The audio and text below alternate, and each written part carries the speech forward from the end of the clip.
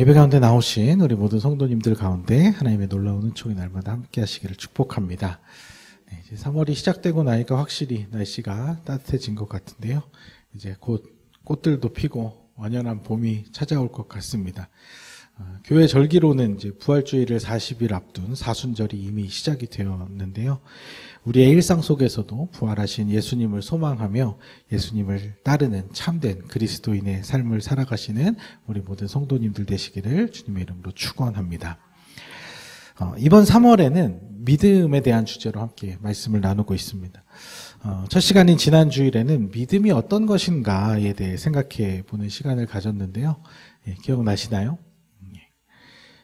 조금 요약을 해드리면 믿음이란 뭐냐? 믿음이란 그럴 것이라고 여기는 거, 그럴 것이다라고 여기는 거. 근데 이게 단지 생각이나 말로만 그럴 것이라고 여기는 것은 좋은 믿음이라 할 수 없고, 그렇게 말하고 생각할 뿐만 아니라 그렇게 생각하고 말한 대로 그 생각을 바탕으로 행동하는 것이 좋은 믿음이다. 삶의 선택이나 결정에 있어서 자신이 그럴 것이라고 여기는 내용 그대로 반응하고 행동하는 것이 좋은 믿음이다라고 이렇게 정리해 볼 수 있을 것 같습니다. 그래서 성경에 나와 있는 많은 믿음의 인물들이라고 하는 사람들은 실제로 그 믿음대로 선택하고 행동했기 때문에 좋은 결과를 하나님으로부터 얻게 된 것이었죠. 정말 믿기 어려운, 너무나도 두렵고 불안한 상황이었음에도 불구하고 과감하게 믿음의 결정을 내림으로써 하나님의 뜻을 이루어냈다는 것을 우리는 히브리서 말씀을 통해서 살펴보았습니다. 두 번째 시간인 오늘 우리가 함께 살펴볼 주제는 그 믿음의 대상이신, 우리가 믿고 있는 믿음의 유일한 대상이신 이 하나님, 그 하나님을 우리가 어떻게 신뢰할 수 있는가? 정말 믿을 만한 분이기는 한 건가? 믿을 만하다면 그 하나님의 어떤 점을 믿어야 하는가? 즉 이 믿음의 내용을 어떻게 채워가야 하는가에 대한 그런 이야기들을 좀 나눠보고자 합니다. 그러니까 지난주에 믿음에 대해서 나눌 때 믿음의 선택, 행동 이런 것을 하기에 앞서서 더 중요한 것이 뭐냐면 그 믿음의 내용, 이 믿음의 내용이 진실에 기반한 것이어야 한다. 진짜여야 한다. 사실이어야 한다라고 말씀을 드렸습니다. 왜냐하면 만약에 우리가 믿고 있는 내용 자체에 문제가 있다면, 그것이 거짓 정보거나 가짜뉴스 같은 것들이라면 그런 것들을 믿고 무엇을 선택하는 것은 항상 안 좋은 결과를 낼 수밖에 없다는 것이죠. 거기에 과감하게 내 모든 것을 걸어서 선택한다면 그것은 그 자체로 굉장히 위험한 선택이 될 수 있기 때문인 것입니다. 가장 흔한 예를 들면 주식 투자 같은 것이시겠죠. 너무나도 확실하고 수익률이 어마어마하다는 정보를 들었어요. 그게 정말 진짜 너무 확실하다고 하면 자신이 투자할 수 있는 금액, 어쩌면 그 이상의 빚까지 져서라도 투자를 해야 하겠죠. 그런데 만약에 그 정보에 어떤 변수가 조금이라도 있다거나 어떤 그 정보 자체에 작은 오류라도 있다고 한다면 그 모든 것을 걸었을 때 그 위험률은 엄청나게 상승하게 되겠죠. 도박 같은 경우도 사실 수많은 선택의 싸움인데요. 영화 같은 데 보면 패가망신하는 경우들.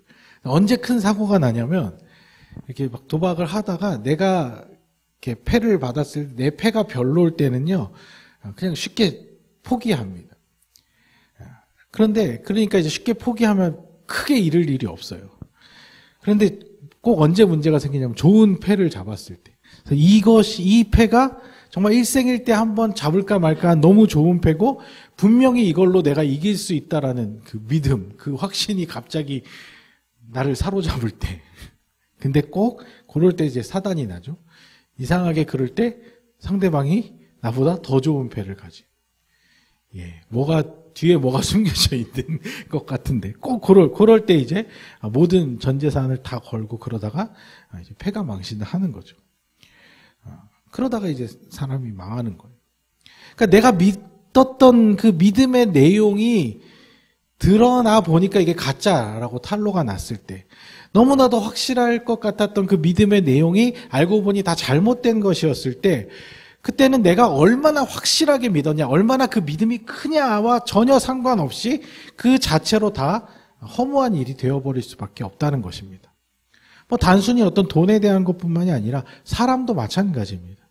정말 이 사람 믿을 만하다고 생각해서 정 주고 마음 주고 사랑도 주고 다 줬는데 절대 신뢰할 만한 존재가 아니에요. 것이 나중에 이제 탄로가 나면 믿을 만한 대상이 아니었다라고 하면 결국에는 나만 상처받고 마음 상하고 관계 다 깨지고 그렇게 되지 않겠습니까? 그래서 믿을 만한 것을 믿어야 좋은 결과가 나타나는 거예요. 진리에 기초한 진실에 기반한 내용들을 믿어야 그 믿음에 대한 좋은 보상이 따라온다는 것이죠. 그런데 여러분들이 그럼 믿고 있는 것이 정말 그러한가, 이거를 따져보지 않고 그냥 무턱대고 믿는 것은 굉장히 위험한 일이 될 수 있다는 거예요. 우리가 살아가고 있는 이 세상에서 과연 우리가 믿을 만한 것이 있기는 한가, 이런 생각이 들죠. 이 거짓으로 가득한 이 세상에서 우리가 신뢰하고 믿을 만한 것이 과연 있기는 하냐. 내가 모든 것을 걸 만한 100%라는 것을 누가 보장해 줄 수 있냐는 것이죠. 그러니까 사람들도 다 그런 생각으로 살아가고 있기 때문에 사람들이 우리가 하나님을 소개하고 하나님에 대해서 전해도 하나님을 믿지 못하는 이유가 그런 것일 거예요. 하나님 잘 믿으면 천국도 보내주고 이 땅에서 만사형통 다 잘 되는 줄 알았는데 보니까 그게 아닌 것 같다고 생각이 드니까 망설여지겠죠. 게다가 막상 믿어보니까 진짜로 좋은 일만 일어나는 것도 아니고 믿는다고 하는 사람들도 보면 살아가는 거 보면 별로인 것 같고, 그래서 하나님을 못 믿겠다는 거죠. 하나님 믿을 필요성을 못 느낀다는 것이죠. 근데 이게 그럴 수밖에 없는 게 지금 앞에서 이야기한 그 내용, 그 믿음의 내용 자체가 틀렸기 때문에 그런 거예요. 하나님 잘 믿으면 죽어서 천국 가고 이 땅에서 만사형통 누린다. 이 자체가 심각한 이 내용 자체에 오류가 있다는 것이죠. 부분적인 사실을 기반으로 한 잘못된 결론이 도출이 되었기 때문에, 그리고 이거를 우리가 사람들한테 전했기 때문에 문제가 꼬여버리고 만 것입니다. 이렇게 믿었던 사람들은 교회를 다녔어도 뭔가 잘못됐다. 하나님이 내가 생각한 그런 하나님이 아니네라고 생각할 수 있다는 것이죠. 애초에 근데 성경은 그런 우리에게 무조건 만사형통과 모든 좋은 일들, 그냥 럭키비키한 일들만 우리에게 주는 그런 하나님이라고 소개하고 있지 않은데, 그걸 우리가 제대로 검증도 하지 않고 나도 무턱대고 그렇게 믿고 또 그렇게 전했기 때문에 이 모든 것이 오류가 생긴 것이죠. 그래서 우리가 일단 성경에서 하나님 믿고 살아간 사람들 몇 명만 살펴봐도 이 땅에서 만사형통만 누리다가 간 사람이 누가 있습니까? 손 꼽기가 어렵습니다. 오히려 힘들게 살아간 사람들이 더 많죠. 결과적으로는 선한 결과를 냈을지 모르지만 그 과정 자체가 얼마나 힘들었는지 모릅니다. 그래서 어쩌면 하나님 잘 믿으면 삶이 고단해진다. 이 말이 사실은 더 진실에 가까워요. 그것만도 사실 진실은 아니지만, 진리는 아니지만, 그러니까 우리가 교회를 다니고 설교 말씀 듣고 기도도 하고 성경도 읽고 막 그렇다고 해도 그 행위 자체가 우리에게 무슨 복을 가져다 주는 것이 아니라는 것입니다. 그런 행위를 기반으로 해서 진리이신 하나님을 조금씩 알아가는 게 중요한 거예요. 그리고 그렇게 알게 된 내용을 바탕으로 해서 내 삶을 바꿔나가는 것, 그것이 좋은 믿음, 좋은 결과를 내는 좋은 믿음이라는 것이죠.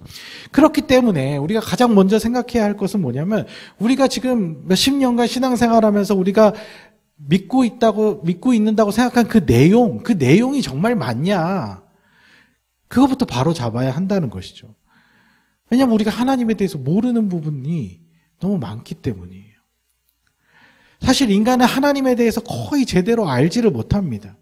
왜냐하면 죄로 인해 타락한 이후로 인간은 모든 것이 상당히 망가져 있어요. 인간이 살면서 뇌의 10%도 못 쓰고 죽는다 이런 이야기 들어보신 적 있으시죠? 이 주장을 처음 제기한 사람이 심리학자 윌리엄 제임스라는 사람인데요. 보통 그냥 일반적인 사람은 뇌의 10%를 사용하고 천재라고 하는 사람들이 15%에서 20% 정도 사용한다 이렇게 주장을 했어요. 그런데 최근에는 인간의 두뇌의 활용도가 단지 0.1%밖에 안 된다. 이런 연구 결과도 제기됐다고 합니다. 왜 그럴까? 제 생각에는 이게 죄로 인해서 상당히 우리가 망가진 상태라 그렇다는 생각이 들어요. 그래서 아마 타락 이전에 처음 창조되었던 이 아담은 우리에 비하면 엄청 똑똑했을 것 같아요. 그러니까 수많은 동물들과 식물들의 이름도 다 지어주고 그 명석함이 지금 인류와 비교할 수 없을 정도로 뛰어나지 않았을까 이런 생각도 드는데 아무튼 지금 우리의 상태로는 이 인간은 하나님이라는 이 존재를 완벽하게 이해하고 알기에는 그 능력이 턱없이 부족하다는 것입니다. 근데 하나님에 대해서만이 아니죠. 그 하나님뿐만 아니라 이 세상에 돌아가는 여러 가지 원리와 법칙들 이런 것들도 우리가 사실 아는 것보다 모르는 것이 더 많아요. 과학이 아무리 발전되었다고 해도 증명해내지 못한 영역들이 너무 많죠. 여러분들 성경의 대부분의 인물들은요. 지구가 태양을 중심으로 돌고 있다는 사실을 모르고 평생 살았어요. 전혀 그런 것을 모르고 살았어요. 전염병이 바이러스를 통해서 옮겨진다는 사실도 모르고 우리보다도 훨씬 더 모르고 살았다는 것이죠. 그래서 우리가 앞으로 인생을 70, 80 살아도 과연 이 세상의 모든 것에 대해서 다 알 수 있냐? 그렇지 않다는 것이죠. 모르는 것들이 항상 더 많이 남아있을 것이고 우리는 그저 죽을 때까지 하나라도 더 배우면서 알아가면서 깨닫다가 죽게 되는 것이 우리 인생이라는 것입니다. 이런 불쌍한 연약한 이런 인간이라는 존재에게 하나님께서 우리를 불쌍히 여기시고 긍휼히 여기셔서 직접 우리에게 자신의 존재를 알려주셨어요. 그래서 이 세상의 원리와 하나님에 대해서 알려주기 시작했는데 이제 그걸 뭐라 그러냐면 그거를 이제 성경에서 계시라고 하는 거예요. 계시. 내 스스로는 내가 도달할 수 없는 지식과 지혜에 대해서 하나님께서 우리에게 알려주시는 방식인 거죠. 특히 하나님의 존재, 신적 존재라는 것은 직접 알려주시지 않으면 우리가 스스로 알아낼 수가 없는 영역이기 때문에 하나님께서 직접 우리 인간들에게 찾아오셔서 스스로를 나타내 주신 거죠. 수천 년 전에 노아와 아브라함에게 또 모세와 다윗에게 신약 시대에는 여러 사도들, 베드로, 바울에게 하나님께서 스스로 자신에 대해서 조금씩 알려주셨고 그렇게 알게 된 여러 사람들이 그걸 다행히도 자기만 알고 끝난 게 아니라 기록으로 남겨놓았고 그 기록으로 남겨놓은 것들을 성경으로 엮어서 우리가 그 성경을 통해서 하나님이 어떤 분이시구나, 이 세상을 하나님께서 어떻게 만드셨구나 이런 걸 조금씩 이해하고 알아갈 수가 있게 된 것입니다. 자, 그런데 앞에서 말씀드린 바와 같이 인간은 하나님을 완벽하게 이해할 수 있는 존재는 아니기 때문에 항상 실수가 있을 수 있고 잘못 알고 있을 수 있고 뭔가 부족할 수 있다는 것이죠. 그래서 이스라엘도 실패했던 거고 초대교회 이후로 교회를 계속 이어왔던 카톨릭도 부패하고 실패하는 경험을 했고 지금 이 땅에 한국교회와 개신교들도 큰 오류와 난관에 지금 봉착해 있는 그런 상황이라는 것입니다. 그렇다고 해서 우리가 그러면 어차피 그런 하나님에 대해서는 다 알 수 없어. 그게 더 몰라도 돼. 이런 태도를 가지는 것은 좋은 것일까요? 그건 또 아니잖아요. 그렇다고 해서 그러면 어차피 이건 다 이렇게 엉망진창이 된 거 하나님이 잘못된 것 같아. 하나님 틀렸어. 이렇게까지 생각하면 그럼 또 이 믿음이라는 것이 다 그냥 필요가 없어져 버리죠. 그냥 허무해져 버리고 말죠. 저는 그렇게 생각하진 않아요. 그렇게 믿진 않아요. 만약에 그랬다면 저는 굳이 목회를 계속 할 이유도 없고 신앙생활 자체를 사실 할 이유를 못 찾았겠죠. 저는 이제 그동안 신앙생활을 하면서 여러 교회와 수많은 그리스도인들의 실패하는 모습을 아주 가까이서 꽤 자주 겪어봤지만 그럼에도 불구하고 하나님의 존재 자체가 잘못되었다고 생각하지는 않습니다. 제가 고집을 피우고 억지를 부리는 것이 아니라 성경을 봐도 그 성경 속에서 발견한 큰 원리가 그렇기 때문입니다.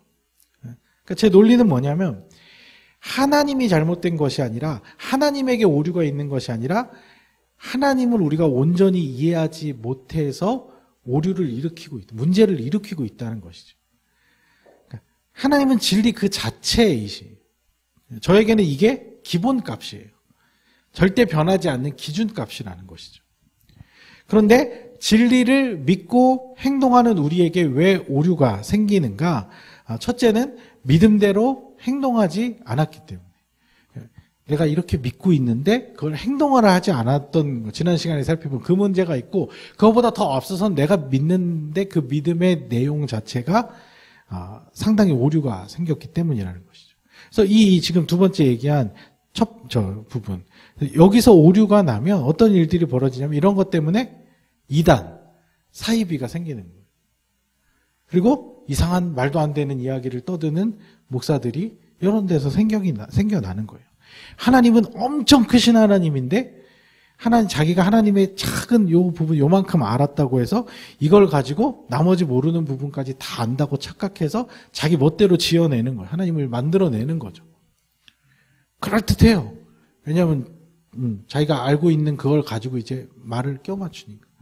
거기에 확인도 하지 않고 저 사람이 그렇게 얘기하니까 무조건 맞나보다 따라가다가 이단이 되고 사이비가 되고 그렇게 되는 것이죠. 그 결과가 뭡니까? 잘못된 믿음의 내용에 따른 결과는 당연히 더 안 좋은 결과들이 나타날 수밖에 없는 것이죠. 그래서 모르는 것보다 더 무서운 게 한 가지만 아는 거예요. 다 틀린 이야기보다 무서운 게 한두 가지만 맞는 이야기. 거기에 사람들이 속아 나는 것이죠. 그렇기 때문에 우리가 이미 지금 오랫동안 신앙생활 해온 경험이 있잖아요. 그래서 그걸 통해서 우리가 이미 지금 알고 있는 것, 앞서 깨달은 것, 이것에서 만족하고 멈춰서는 안 되고, 우리가 하나님 나라 가는 그날까지 평생 우리가 잘 모르고 있는 것, 잘못 이해하고 있는 것, 잘못 알았던 것들에 대해서 계속 바로잡고 날마다 하나님을 알아가기 위해서 힘써야 한다는 것입니다. 어차피 하나님은 우리가 다 알 수 없으니까 여기까지만 할래, 그냥 이 정도만도 충분한 것 같아, 이렇게 생각하실 수도 있지만 그렇지가 않죠. 왜냐하면 우리가 100%까지 하나님을 이해하지 못하더라도 그렇지 않아요. 10%만 알고 있는 것보다는 20% 알고 살아가는 게 훨씬 더 진리로 인해서 자유한 삶을 살 수 있는 거겠죠. 20%보다는 40% 알고 있으면 더 나은 거 아니겠습니까? 그래서 우리가 완벽한 진리까지는 알 수 없더라도 하나님을 날마다 알아감으로써 우리가 바른 삶을 살아가는데 굉장히 많은 유익을 얻을 수 있다는 것이죠. 그리고 사실은요, 10%만 알고 20%만 알고 있으면 답답해서라도 더 알고 싶어지는 게 자연스러운 거예요. 내가 모르고 있는 부분에 대해서 궁금해지는 게 사실이라는 것이죠. 그래서 우리가 우리가 정말 사랑한다고 고백하는 그 하나님에 대해서 조금이라도 더 알려고, 말씀을 보는 것도 그냥 내가 성경 통독해야지 의무감으로 하는 게 아니라 읽으면서 하나님이 오늘 읽은 본문에서 나타난 과연 하나님은 어떤 모습인가, 어떤 부분인가. 요즘 이해가 잘 안 되죠. 왜 이게 숫자가 왜 이게 율법이. 근데 전 레위기 읽으면서도 좀 재밌었던 게 왜 이런 걸 주셨을까? 이런 규례를 만드신 이유가 뭘까? 그 당시 사회상이 어떻길래 이런 지금 생각하면 말도 안 되는 얘기들을 이렇게 적어 놓았을까? 굳이 왜 이런 사소한 것까지 적어 놓았어? 이런 생각을 하면서 그 하나님을 알아가려고 하는 것이, 그게 성경을 바르게 읽는 방법이라는 것이죠. 그래서 우리는요, 사실은 그렇게 하더라도 지금까지도 그랬고 앞으로도 신앙생활을 하면서 좀 혼란스러운 일들도 분명히 생길 것이고, 또 꽤 자주 실패하는 경험도 할 수가 있어요. 그래서 내가 잘 믿어왔던 그 믿음에 대해서 이거 혼란스럽고 막 틀린 것 같고 아닌 것 같고 이럴 때가 종종 찾아올 수 있다는 것이죠. 근데 그 자체가 잘못된 건 아니에요. 어쩌면 당연한 결과인 것이죠. 그런 상황이 맞이했을 때 우리가 할 수 있는 좋은 선택은 뭐냐? 아, 내가 너무나도 당연히 하나님은 이렇다라고 믿어왔던 이 내용이 뭔가 잘못될 수도 있구나. 그럼 바로 잡아야겠다. 교회를 열심히 다니면 막 사업 잘 풀리고 자식들 성공하고 만사형통할 줄 알았는데 꼭 그게 아니구나.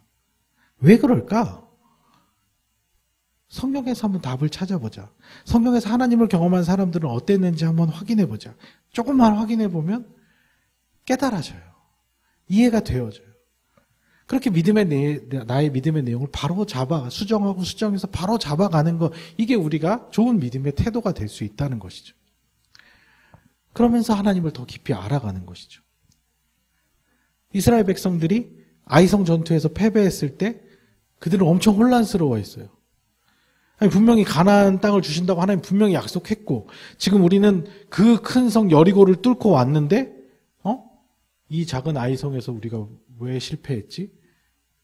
혹시 우리가 가나안 땅 못 들어가나? 여기서 망하나? 불안하고 두렵고 그 하나님 약속에 대해서 흔들리고 혼란스러울 수 있죠.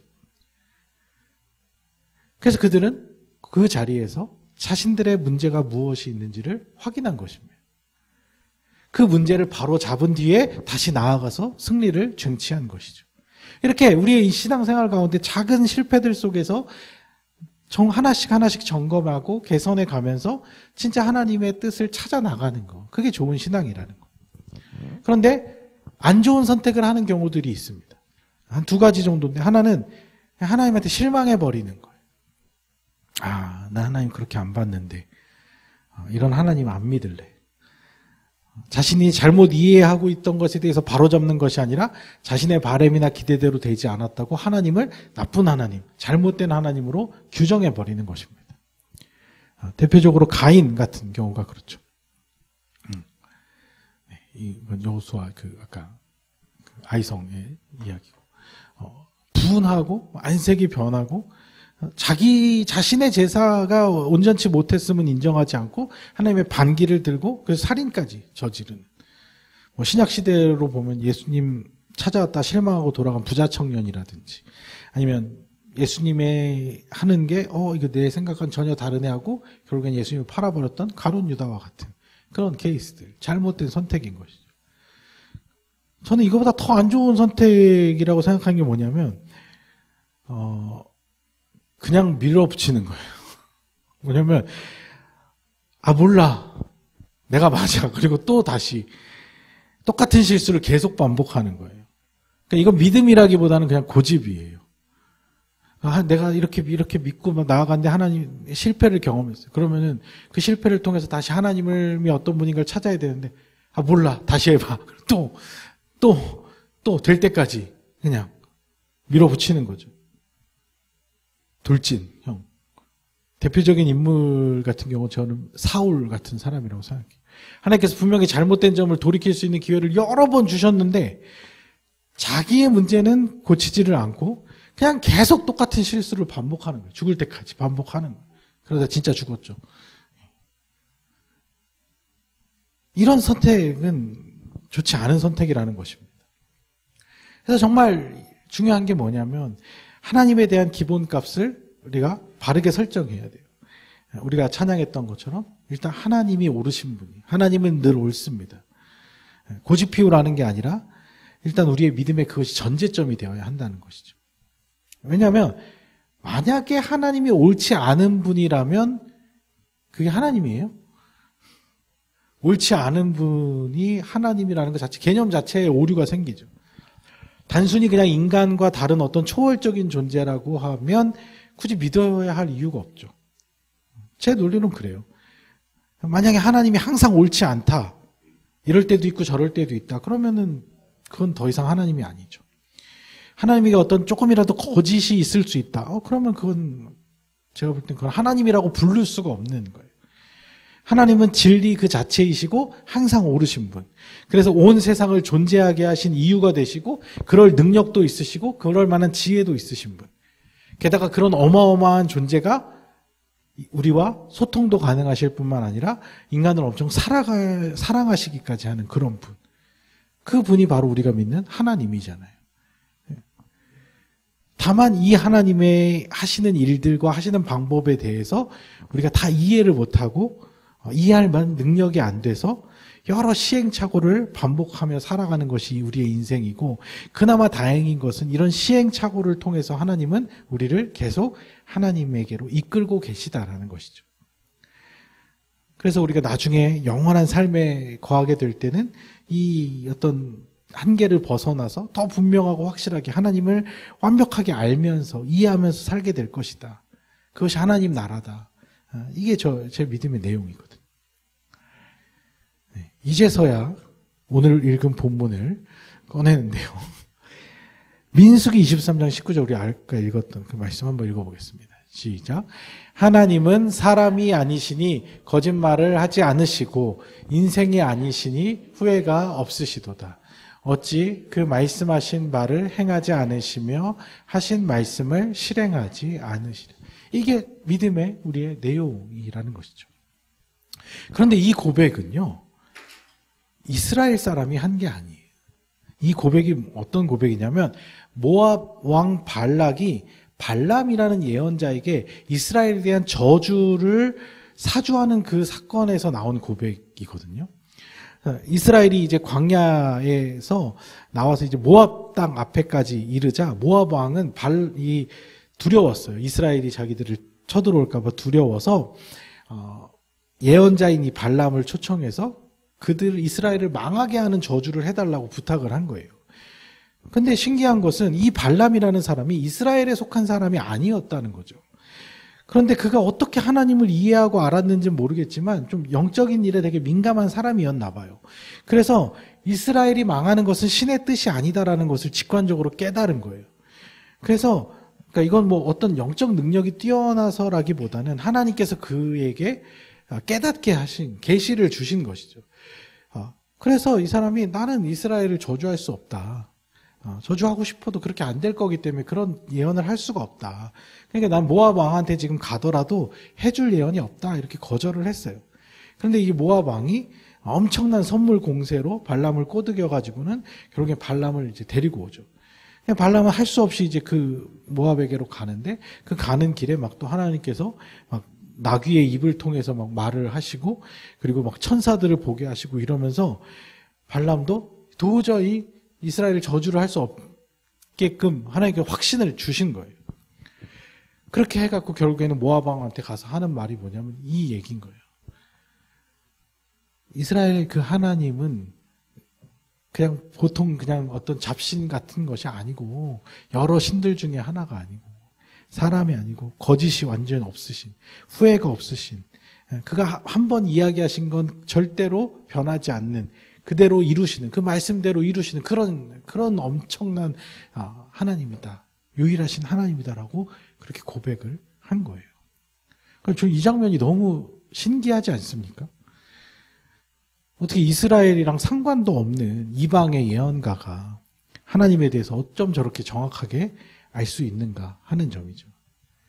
그것은 발람이 뛰어나서가 아니라 하나님께서 이스라엘에 대한 저주를 원치 않으셨기 때문에 발람에게 이것을 깨닫게 하신 것이죠. 그러니까 우리가 믿음이 작든 교회를 오래 다니지 않았던, 내가 그동안 뭐 믿음에서 많이 떠나 있었던, 상관없어요. 하나님이 지금 이 시간 우리에게 자기 자신을 깨닫도록 알게 하실 때 우리가 조금씩 하나님에 대해서 알게 되는 것이고, 우리는 그 알게 된 내용을 바탕으로 선택을 하는 것이죠.